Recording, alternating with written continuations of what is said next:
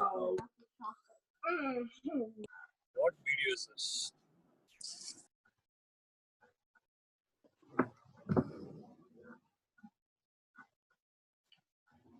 Good evening. Welcome to Siddha-Vetha webinar series. Today we have an interesting topic, the connection between chakras and the music. So it's a very interesting topic, and we have an interesting speaker, already the Balu Vemburaj. He is from New Jersey as an IT security professional and agile change manager coach. And he decided to understand that his health is important than his job. So he started to work on that. At young age, Balu got experience training in ancient Carnatic music, and then he later on got trained in as a master in the Kundalini yoga from Sri Vedatri Maharishi.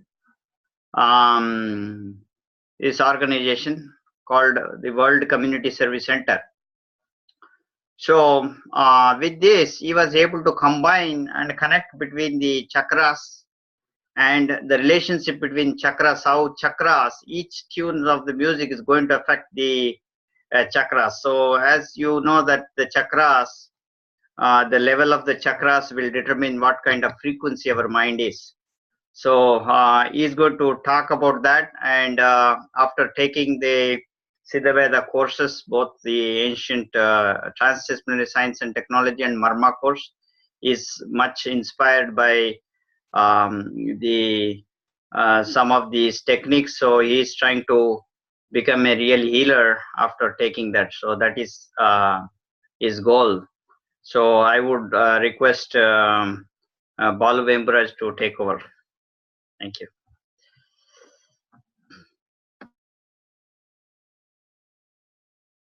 Good evening, everyone.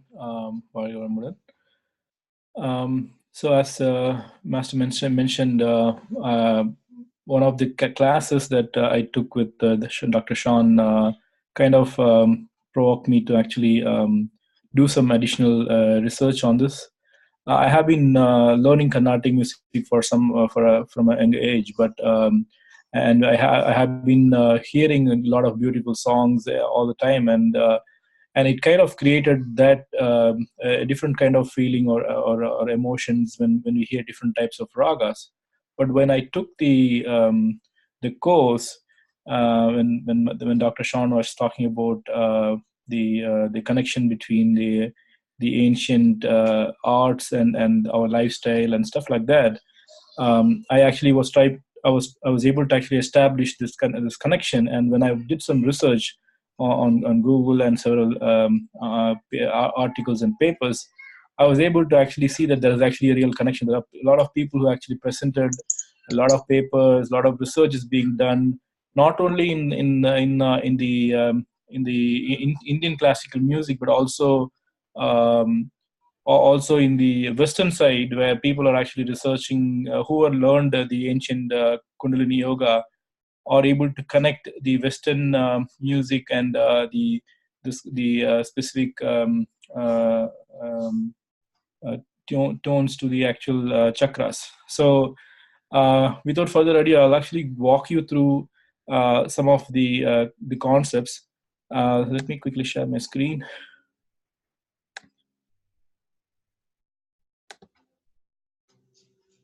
Are you able to see my screen? Yes, you can make it full screen. Yes. Okay.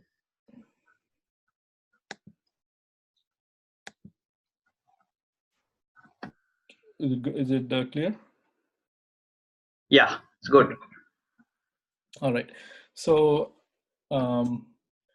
before we go into the actual details, I want to quickly give an overview of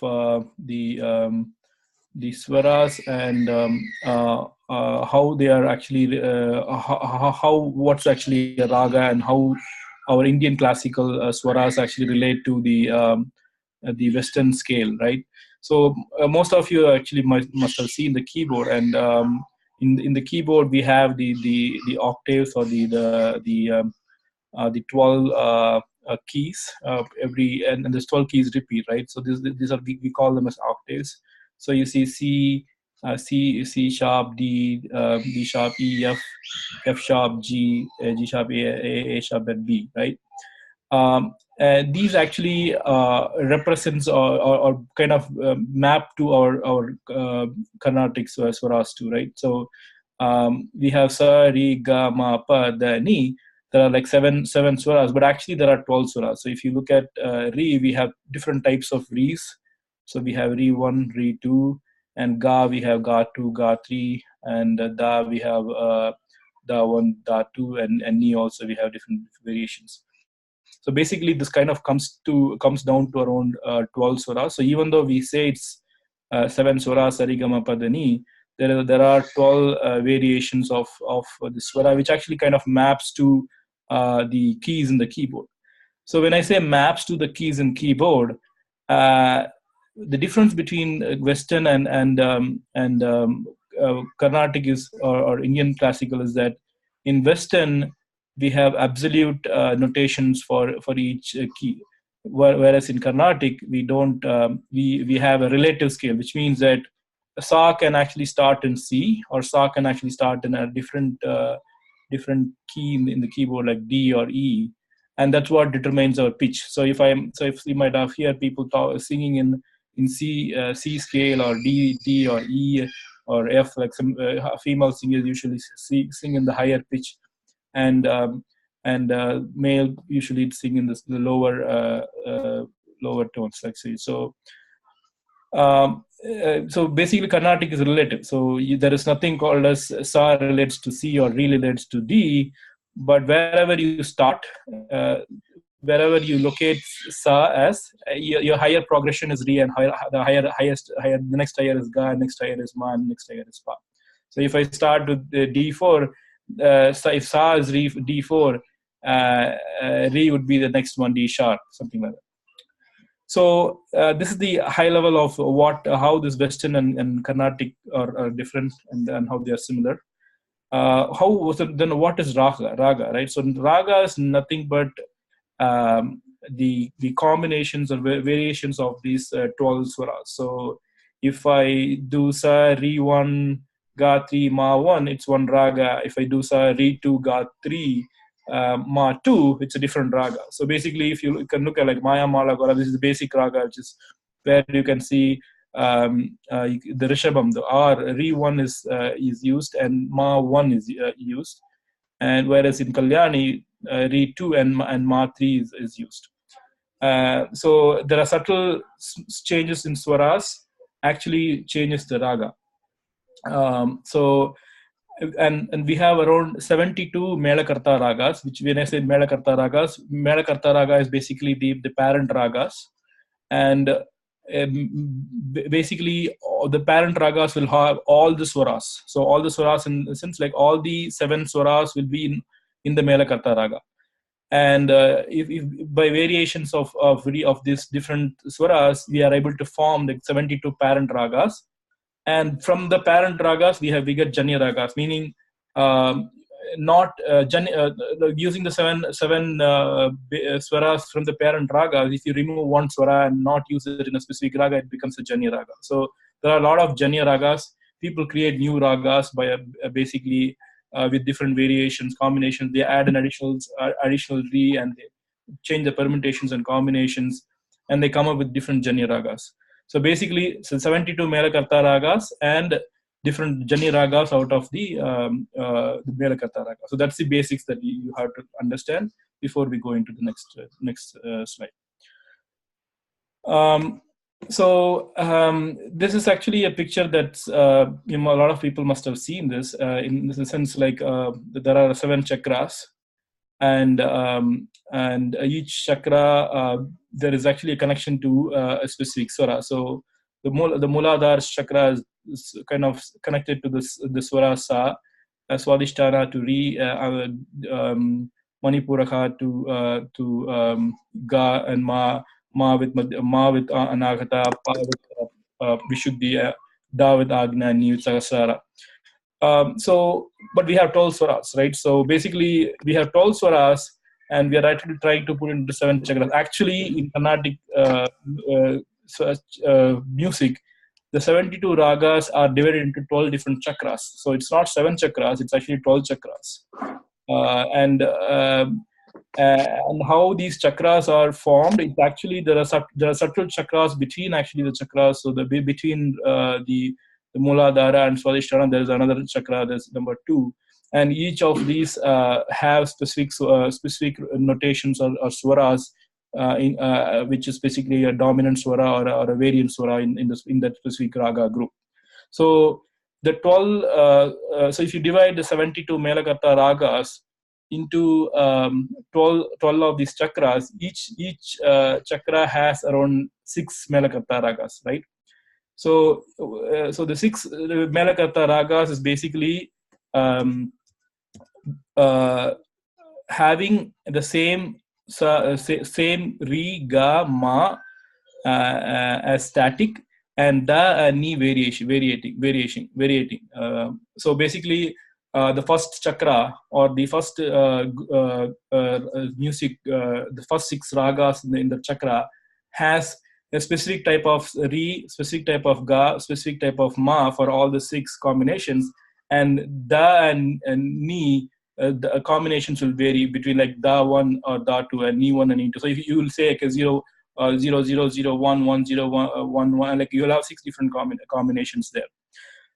So that's how we associate certain ragas to a chakra. And hearing that those specific ragas associated to the specific chakra will actually kind of enlighten or trigger that specific chakra is what the concept is. There are a lot of yoga centers, the yoga philosophies, which actually preach Kundalini yoga through this music hearing. So hearing a specific type of raga, they actually ask you to meditate. So one of the best examples is the Srimati Nirmala Devi's Sahaja Yoga. So if you Google Sahaja Yoga or sagaja.org or sagaja.com, you can actually see websites talking about the specific yoga philosophy where they actually hear these specific ragas to actually enlighten a specific or trigger a specific chakra. However, in specific the Melakarta, the Carnatic philosophy, as I mentioned, each of these 72 Melakarta ragas are divided to 12 chakras, and each chakra has certain specific set of ragas. So we call it as the first half we call it Siddha-Madhyama ragas, and the second half is 36 ragas we call it Prati-Madhyama. And all the Siddha-Madhyama are the lower chakras, and the Prati-Madhyama ragas are the higher chakras, or something like that. So, I'm not going to go into the 12 chakras and this how Carnatic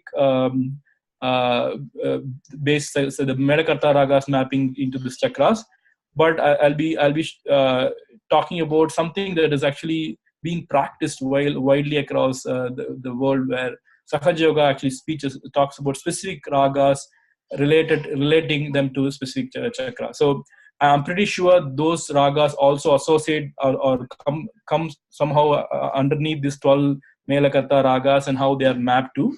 If we had to do a certain number of research to see that, because some of the ragas are like not Carnatic, they are like more Hindustani ragas.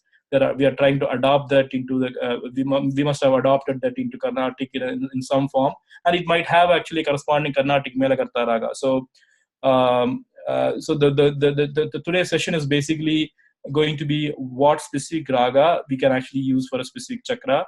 And actually, in fact, hearing the specific raga, you can actually feel that difference So especially the higher level of chakras, you can feel it pretty quickly, and lower level of chakras, the more and more you hear, actually you can feel the difference. So as I mentioned before, these are the specific keys. These are the specific chakras and the corresponding Carnatic swaras associated with that. So this basically Sa is Sajjam, Viri 1 and Re 2. The Shuddha and Chaturshati maps to Swadhisthana chakras, and the Ga 1, Ga 2, and thereon. So you can actually um, uh, uh, we don't have to understand this in detail, but just for your information, this is how the chakras and the swaras actually map to.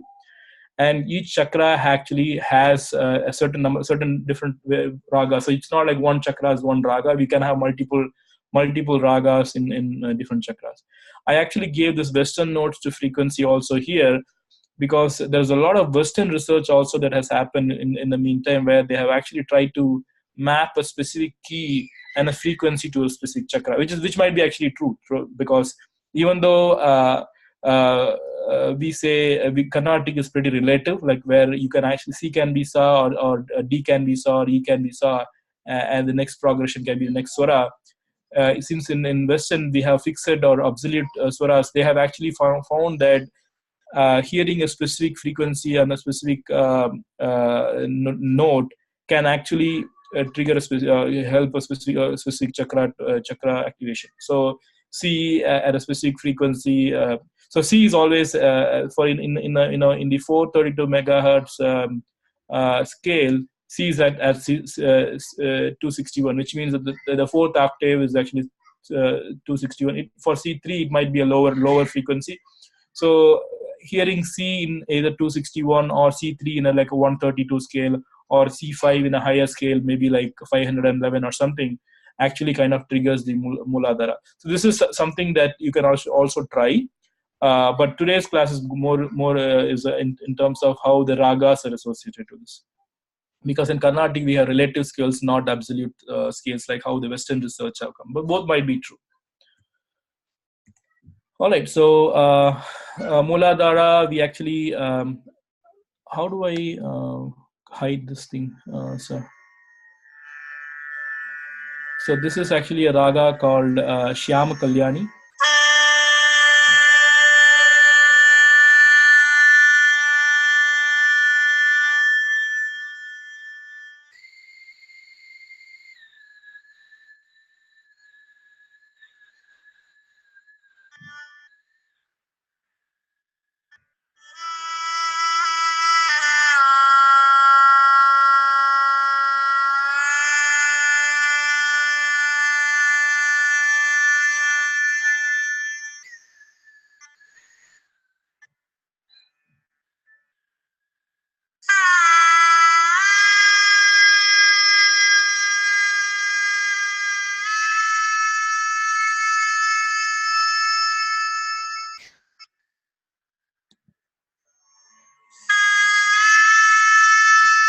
So I'm not going to play the whole thing. I'll send the links of specific ragas. So this is again a Hindustani raga. We have similar ragas in Carnatic also, and I'm going to share you some links where you can actually see specific ragas and songs, etc. So this is specifically for activating the Muladhara chakra. Sahaja Yoga actually has several videos on YouTube. You can listen that specific raga, and actually you can try to focus on Muladhara, practice Shanti. There's another Carnatic raga which is actually very famous. You must have heard Hamsadwani. Hamsadwani has actually been both Carnatic and Hindustani, and that's again a raga which is associated to Muladhara chakra.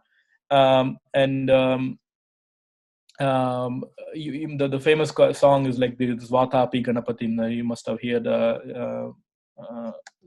several times.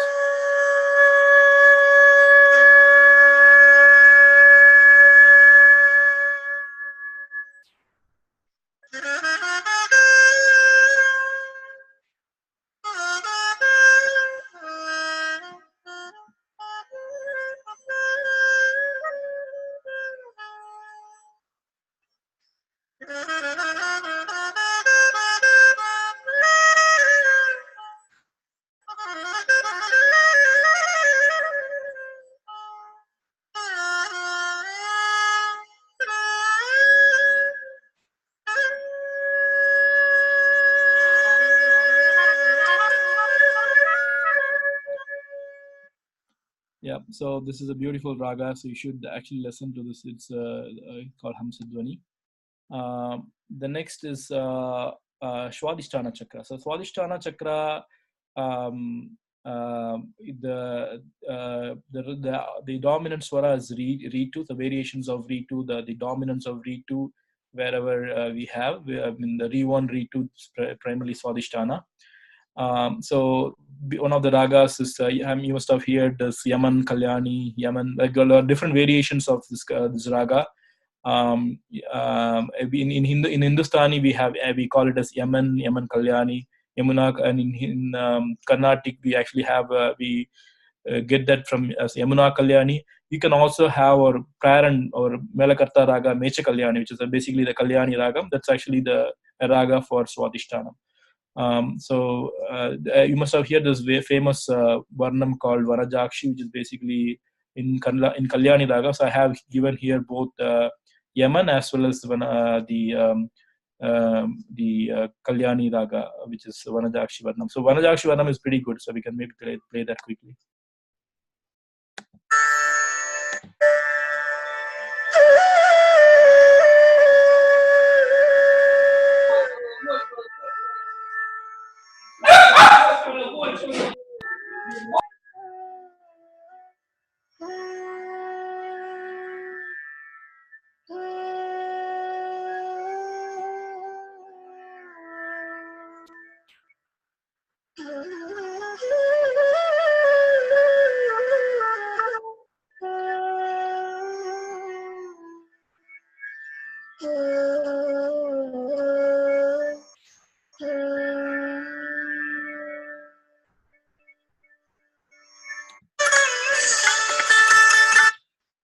So that's not Vanajakshi. This is Vanajakshi. I'm sorry.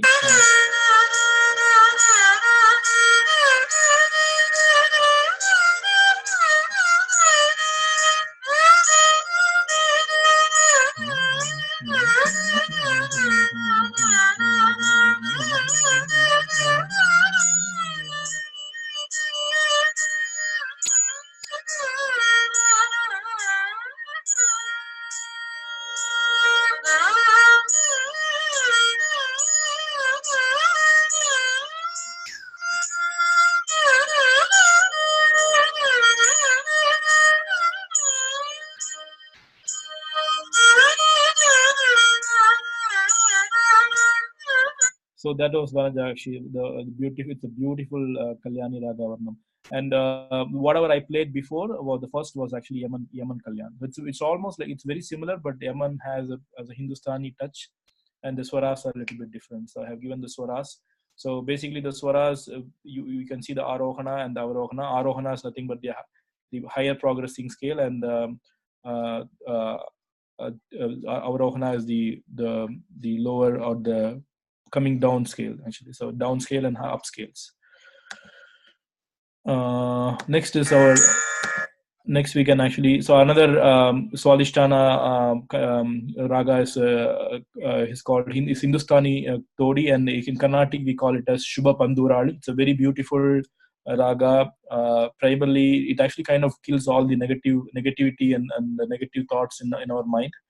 And the chakra is Swadhisthana. So Sri Satyanarayanam is a very beautiful song. You can actually hear in YouTube, and you can focus on Swadhisthana. It's a very nice raga. So in Hindustani it is called Hindustani Todi. Again, Re2 and Re1 are the dominant swaras. Moving on to Manipuraha. Manipuraha, we have a beautiful raga again. It's Abogi. So 1 second. So yeah. So yeah, you can take your time. So you can go ahead. You can take 5 more minutes. So okay. Just play the Yeah. So Abogi,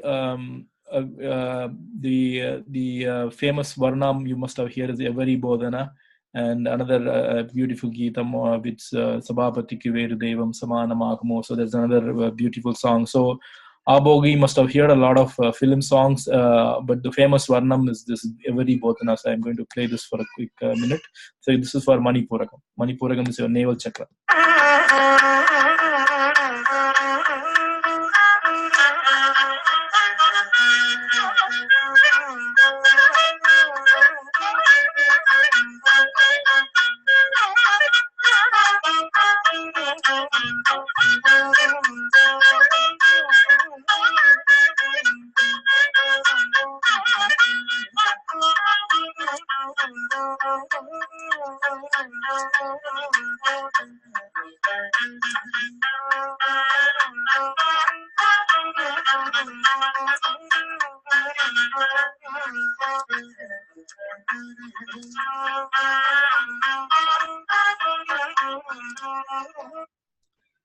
I recommend actually, if you are specifically interested in hearing a raga, hear the varnam in the raga, because the varnam actually brings out the beauty of the raga, the inner essence of the raga. The swaras are played slowly, fastly, in the medium pace, very fast. So it has different sahityam and swaram together. It mixes both. It's a very beautiful way of actually bringing out the inner beauty of raga, and that's why it's called varnam. Like it's beauty actually, like giving the showing the colors of the raga, and this is Manipur raga, and one more raga for Manipur raga, one more. This thing is Hindolam. So Hindolam, you must have heard a lot of songs too. So Samajavaragamana is one of the famous um, song in Hindolam. Hindolam actually helps a lot of health issues. If you have fever, stomach ache, all those things. Like if you hear Hindolam, I mean, I have personally seen that whenever I had feverish feeling, I used to hear Hindolam, and it actually helps me get it off. Even if you have stomach pain or any lower abdomen pains, indigestion, also it helps. Helps. Anagata Chakra.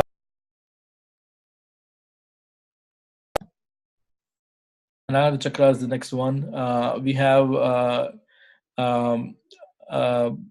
couple of ragas actually. So one is this is actually a raga called Durga for Anagata. This Durga raga is a pretty rare raga. It's actually not in Carnatic. It is actually in Hindustani. We have something called a Siddha-Vetha, which is a kind of almost equivalent to Durga. It's a very beautiful raga again, and my favorite on Siddha-Vetha is this thing called so a song called Dharini Tilsukunti. You can actually, I have a composition from Hindustani as well as Karnataka. Let me play the Carnatic one quickly, and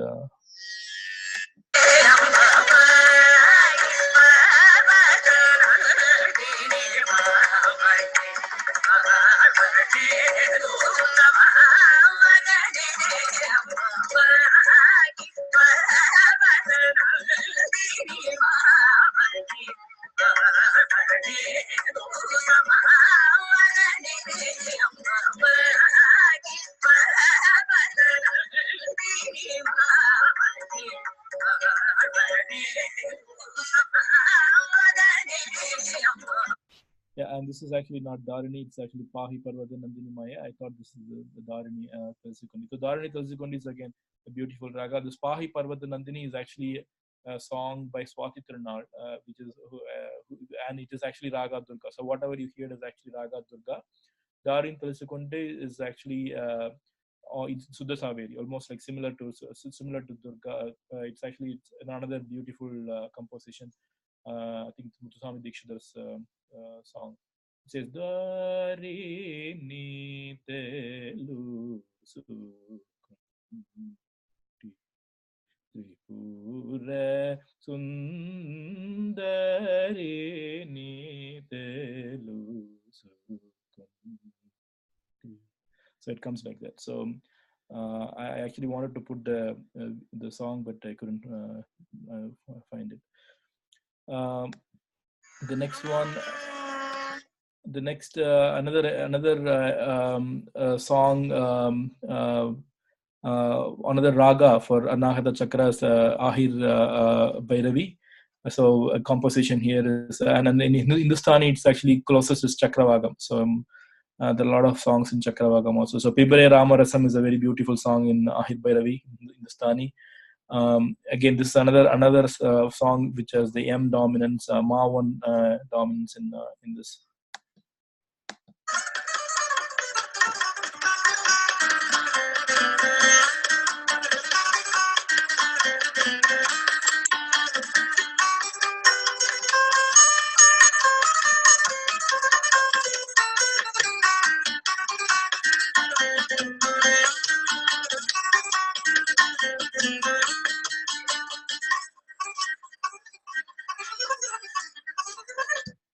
Yeah, that's the Anahata Chakra song, raga. And Vishuddhi, there are a couple of beautiful ragas in Vishuddhi, and this one here, Dvajavanti. Dvajavanti is actually, they say actually here, this Dvajavanti actually, the quarrels, or if you have any fight with anyone, that kind of goes. It's very famous for that. A beautiful composition is Akilandeshwari song in Dvajavanti. This is for the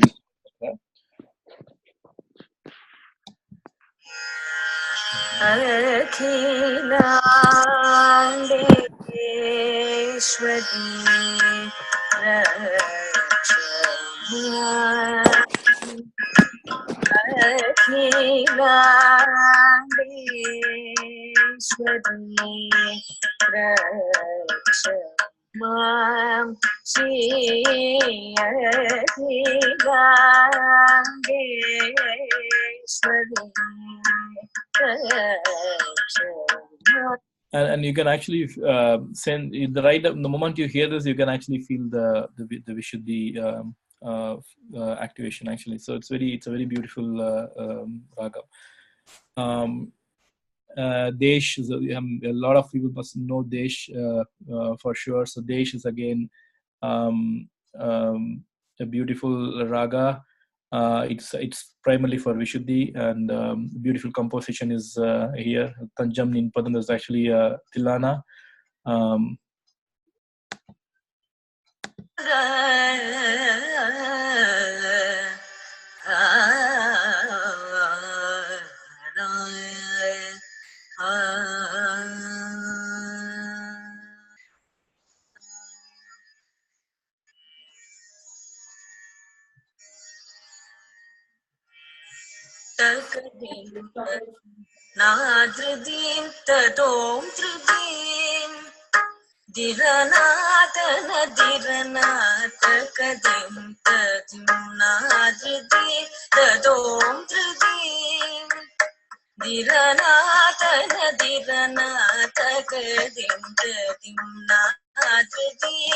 Yeah, this actually the Desh Raga is actually famous, very famous in Hindustani as well as in Carnatic, and it actually has a folk kind of feeling actually, and it can act. It's interesting that it activates the Vishuddhi chakra. The next is the Agna chakra, the most popular chakra in Kundalini yoga, and apart from this, the Sahasrara. So famous the raga is Bhageshri. Bhageshri again, it's popular in both north and south in Hindustani as well as in Carnatic, and there are very beautiful songs in Bhageshri also. So Bhageshri activates Agna, and I want you guys to hear a small piece. Raghava, Nan Kandin, Kandin, Siddha-Vetha, Kandin. Raghava, Nan Kandin, Kandin, Siddha-Vetha, Kandin. Raghava.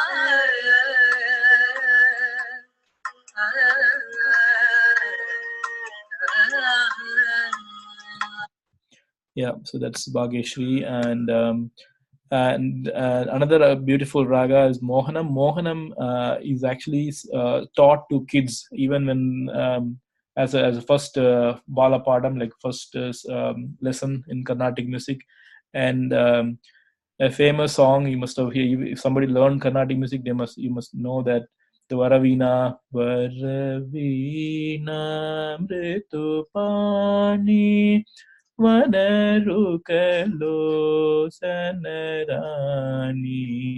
Suruchira Pambaraveni Suranuta Kalyani.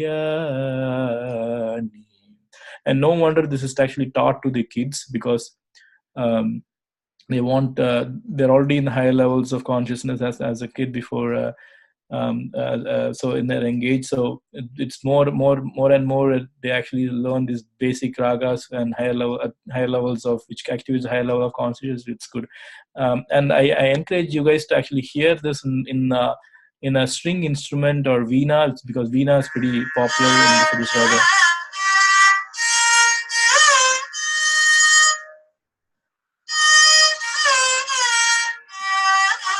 That's the arohana and avarohana for this raga.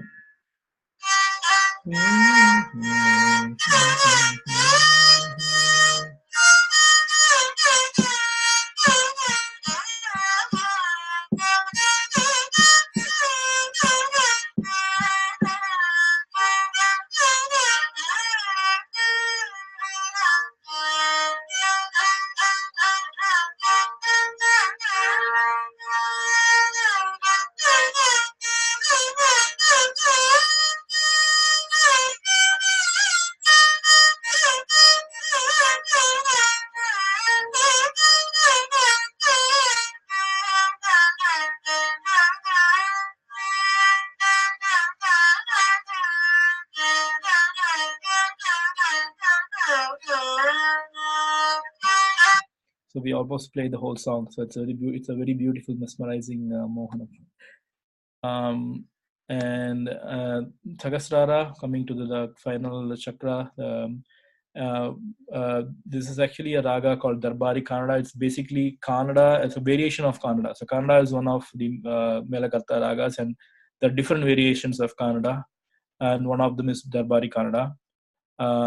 It's actually again a Hindustani raga, and there are not many Carnatic songs, but I have tried to get one veena specific recital for this song for this presentation.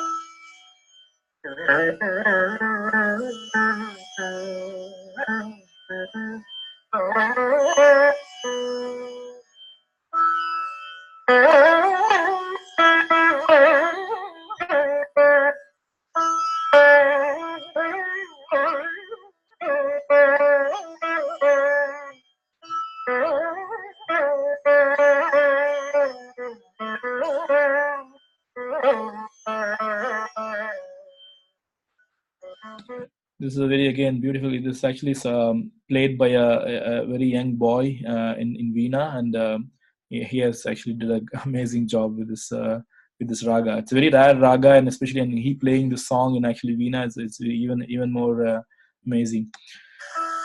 And another raga for Sahasrara Chakra is Sindhu Bhairavi. This is again a very famous raga in both North and South in Hindustani as well as Carnatic. And there are a lot of tilanas and songs in Carnatic, and I put something which most of our folks are familiar with. The last charanam of the Sri Chakra Rajasimhasaneshwari, the Carnatic song, is actually in Sindhu Bhairavi. So I want to play that quickly. So that actually kind of is a highlight because the whole song is basically about Sri Chakra Rajasimhasaneshwari, Sri Chakras, and the final para is actually about Sahasrara, which kind of actually proves that how our elders have thought through when they actually even form selected the ragas against each para, and how they tied the meaning of the song to the ragas. So it actually kind of gives both not just the meaning of the prayers effect, but also the ragas effect while actually singing that specific.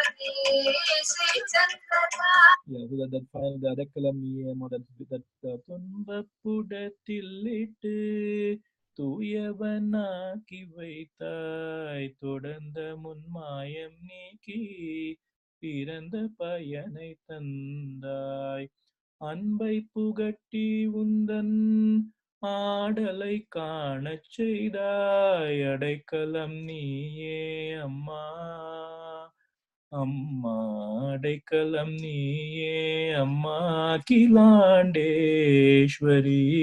Sri சக்கரராஜ Simhasaneswari Sri லலிதாம்பிகையே.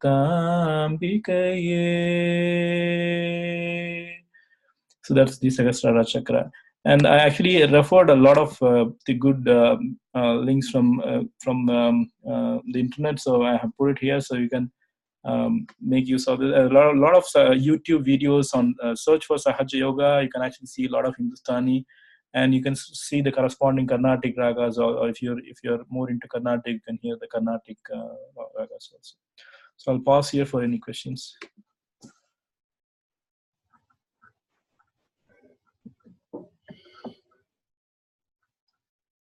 Hi, this is Subbu. Hi. So the knee is focused on Sahasrara Chakra, right? Yeah. So then the long sa is focused on after So- knee. That's a high so- sa, right? Yeah. So that's actually the repeat. So actually, there are only like 12 swaras, right? The sa is actually the higher sa. It's basically the same sa actually coming in the next octave. So we end with actually another sa. So the arohana is actually ending with the sa, starts with the sa, ends with the sa. The arohana and arohana. The highest is the knee. The sa goes to the next octave. So the sa is the same thing actually. So if you go to the next, so it actually represents the next octave, the first swara in the next octave. Okay, thank you.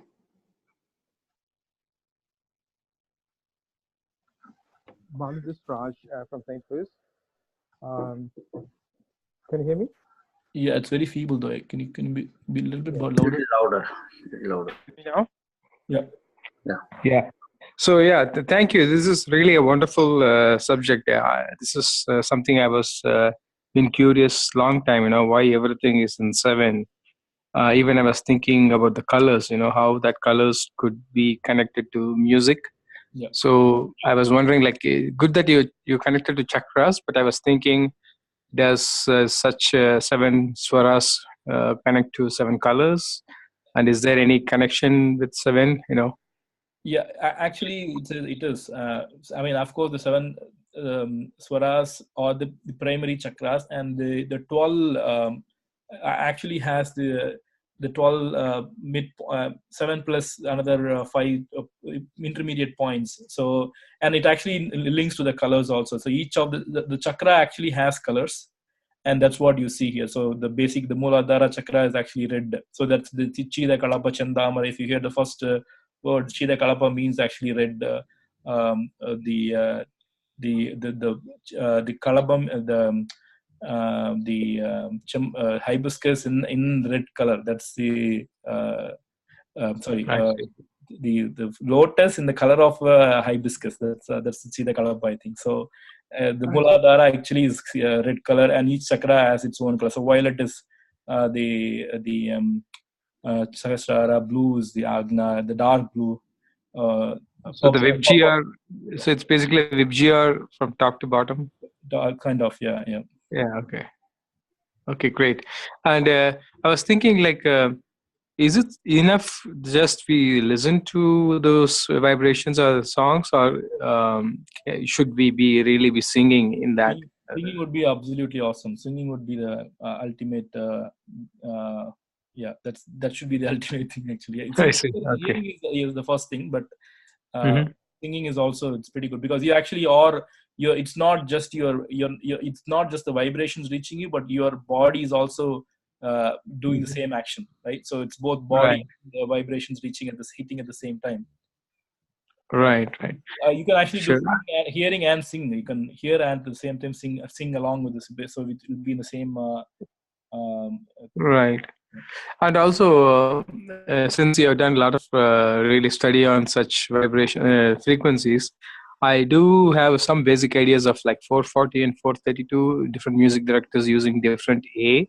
Yeah. And what do you think about that? 440, did that mess up the whole music Yeah. community, or like Yeah, 440 is 432? not 440 to 4. I don't. All the French musicians, they actually go for 432. 440 they don't go. Right? Only those Americans they prefer 440, and it's kind of messes up things actually. A should be 440. Okay. Yeah. Okay, great. Okay. Thank you very much, Paul. It's really very informative. Thank you. Yeah, you're welcome. More questions? Hi, this is Sindal. I have a question on how the talam will affect the chakras. Actually, what they say is it's a good question actually. The different types of instruments actually affect the chakra. So basically, if you are looking for the lower chakras like earth and water kind of chakras, you go for talam based instruments like tabla or more what do you say, the Percussions. percussions instrument, correct. And if you go for the middle chakras, it's more string, and higher chakras is more like flute and air based and all those things. So that's how they're related. But in terms of of course, all the songs and all those things should be in a specific talam, and that should not. I don't think I couldn't actually see anything related to how different types of talam impacting chakras. But what I saw is that specific instruments actually affect are suitable for different chakras. Typically, for higher levels, it's more string and air based instruments. I see. So I think when you say talam, it's the rhythm, right? Not really the, because if you say every instrument has got its own natural frequency. Even drums would have its frequency. The tabla would have its frequency, Correct. right? But I think what Senthil was asking is about the rhythm. Will that rhythm have any effect? For example, 4x4 or I didn't actually. I couldn't actually see anything related to rhythm yet. So I could probably do some research and find out for you guys. And I personally have as not felt different talams actually having. I was more. I was able to actually realize that ragams had the direct effect. I don't actually go into the depth of different types of talams and how they affect it. Maybe there might be something available. I didn't actually see it so far.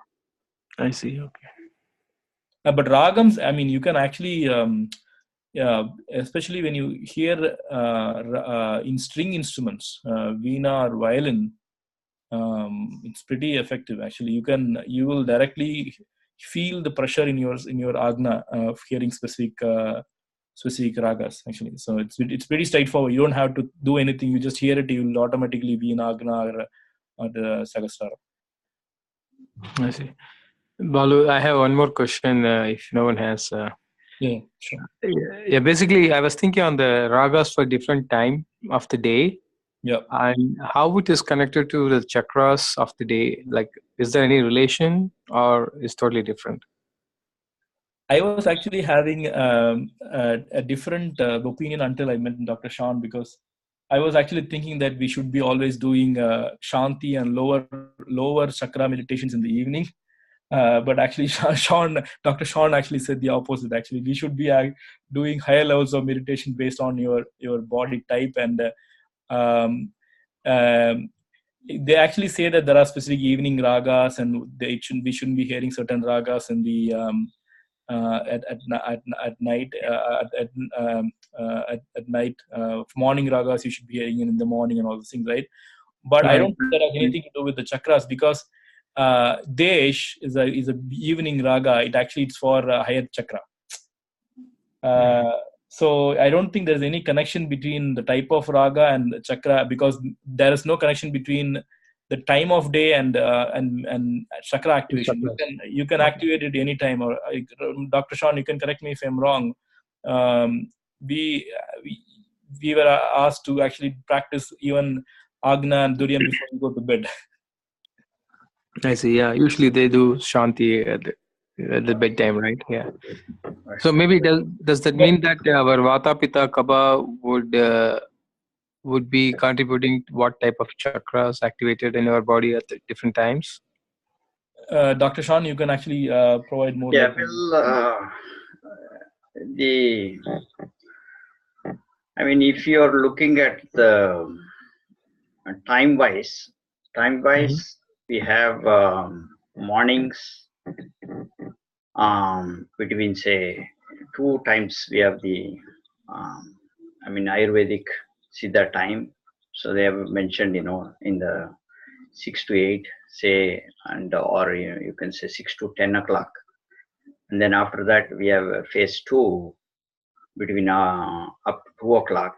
And after 2, there is another phase. So if we divide these 3 phases, there is a natural Vata, Pitta, Kapha in the morning, afternoon. Afternoon is a Pitta, Kapha. So it usually goes by, if you look in that case, so you're starting with Mooladhara, Swadhisthana, 2 chakras, and then in the Pitta, in the mid, you will get Manipuraga, and then in the evening you will have Anagata, Visuddhi. So these are basically only for the elemental value of up to Visuddhi, and so therefore Agna is independent of these 5 elements or the 5 chakras. So Agna can be done independent of this. For balancing, you can choose any of these for the time, but that has other parameters. So many other parameters which we can really have to go in deep to really connect and understand. But basically the idea is here we need to balance the chakra. Suppose you are a Pitta type, for example, and you are doing a Pitta meditation in the Pitta time, afternoon your Pitta will increase. So that means Manipuragam, if you're doing as the Nabi chakra, and so the Nabi chakra, if you're listening to a Nabi chakra music and you're a Pitta and it's a Pitta time, right? So then it can aggravate your Pitta. So that's also need to be considered in this. So these kind of things nobody has tested this. So we need to do research and document it, and then only we can come to a conclusion. Oh, okay, we have taken 100 patients and we have seen, how this is working. And these all are like how, measurable quantities, clinically. So then we can come to a conclusion. Yeah, and then to reiterate what Dr. Sean said, we were actually trained we had practiced to do Shanti at the night, but it actually I'm actually a Kapha for nature, and it actually created more laziness and it's not. But Dr. Sean suggested that you should do actually more Agna and Duryam. And that actually helped me to have very conscious sleep. I was able to get up very early in the morning, and it was very and I feel very fresh also. So it's and doing it's kind of against the school of thought that we have been trained that Shanti is doing. We should do only Shanti during the evening, and that's a very interesting thing that Dr. Sean taught us. Yeah, that's good to know, Balu. Thank you. Okay. So thank you. So we can conclude now. I think we are getting late. So I just wanted to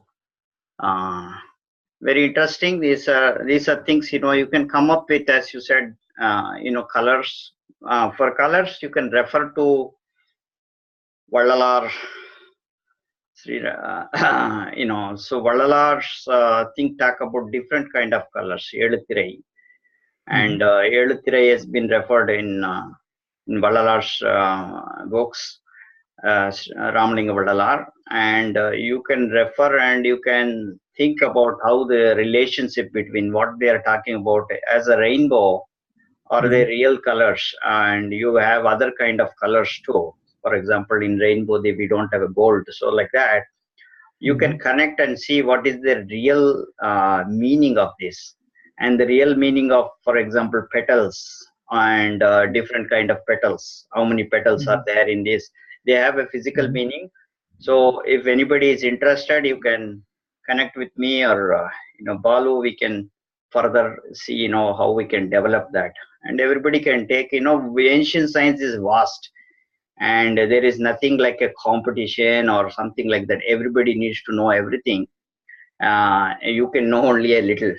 So at this point, we need to bring this science and connect each other. Like every person can take one field, then we can all connect together, and it's very easy to learning process will become very easy, and the future generation we're giving to the kids, they will pick it very easily. So that development needs to happen. We need to publish more papers. We need to really produce real results from this through healing and many other things. This is amazing if people are just having music, because everybody cannot meditate, sit and meditate.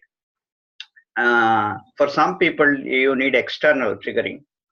So the music, if music can bring that meditation level, there is nothing like that. So you can have a bunch of people put in that in a space, and just turn on the music, and they go to listen, and they're going to be elevated. They'll be there. So we can measure the therapeutic values of that. What all they achieved before and after, and these are the things that we need to do. Yeah. So having said that, so this was a wonderful talk, Balu. So Balu is not only benefited from this, apart from that, he has his weight got how much pound did you lose? It's actually going down in day by day, Dr. Sean. So don't become an heir. Like some people see me and say, you're turning into an heir, So I was 175. I was 175 pounds in July, and I took TST, and now I am 153. So the TST course that we gave is not just for eating habits or anything. We don't do like this is a paleo diet or something like that. There's nothing to do about diet.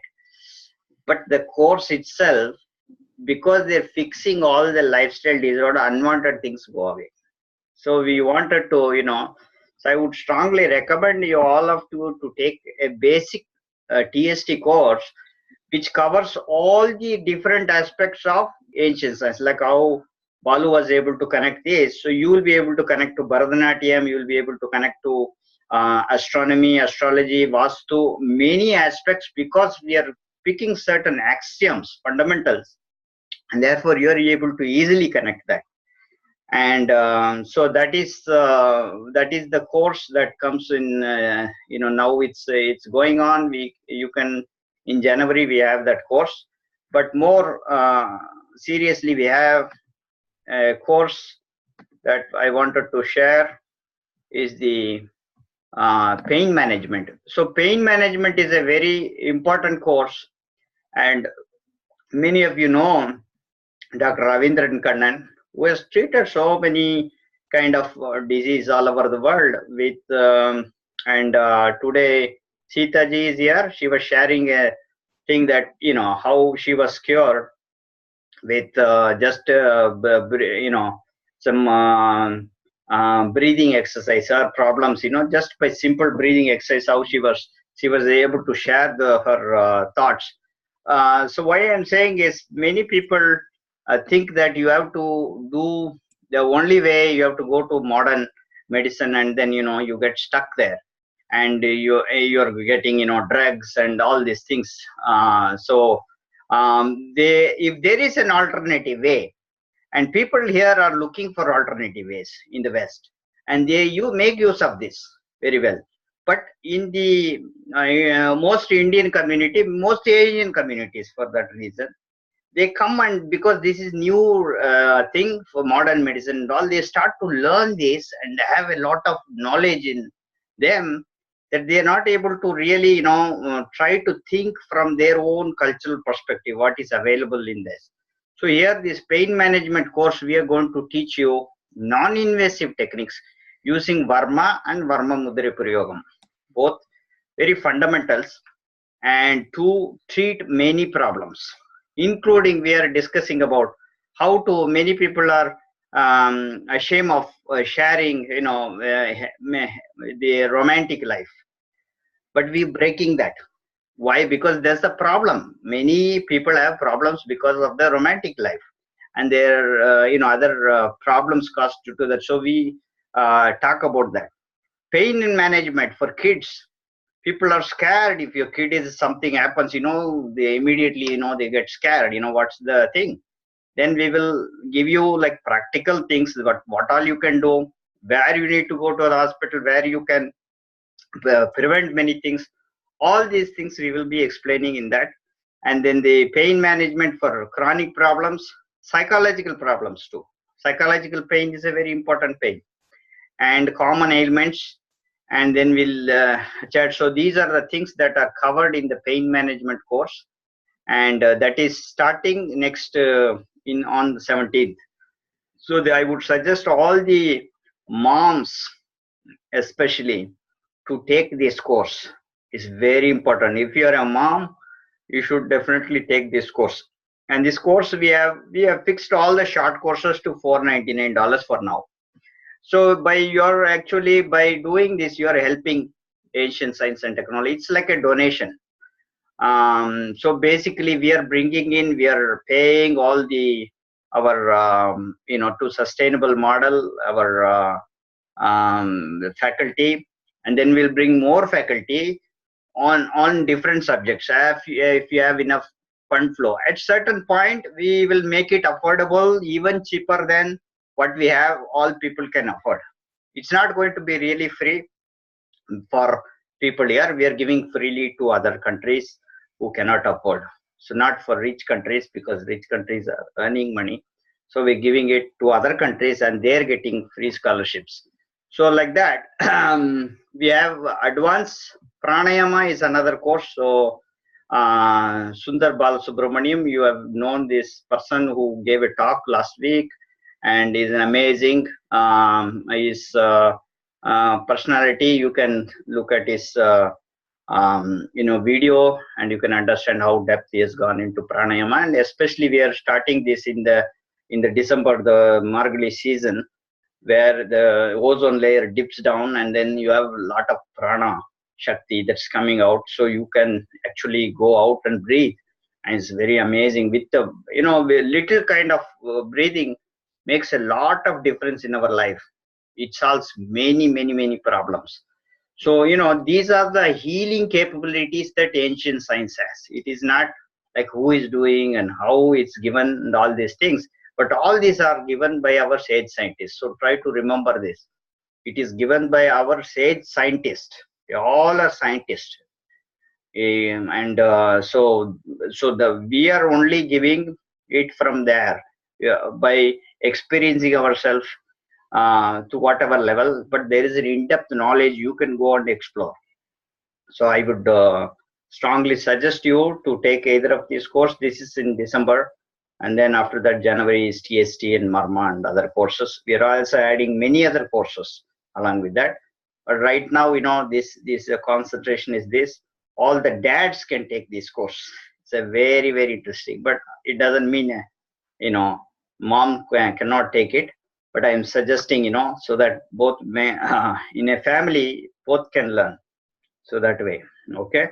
So I will. I thank you, Balu, and thank you all for staying late. It's late, and hopefully we can all together work and bring ancient science and technology. Okay, thank you. Thank you, sir. Okay, Thank you. thank you. Thank you, Walter. Thank you. Thank you.